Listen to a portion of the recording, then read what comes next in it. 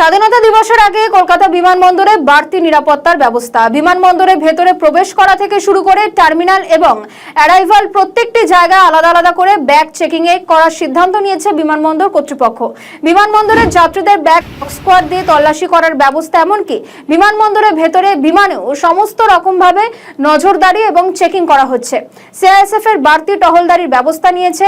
দিন কয়েক আগেই বেঙ্গল এসটিএফ এর হাতে একাধিক জঙ্গি গ্রেফতারের ঘটনা ঘটেছে। বেশ কিছু স্বাধীনতা দিবসে নাশকতা ঘটানোর ছকের তথ্য উঠে এসেছে। সেই কারণে এবারে স্বাধীনতা দিবসের আগে নিরাপত্তা ব্যবস্থা যথেষ্ট জোরদার করা হয়েছে।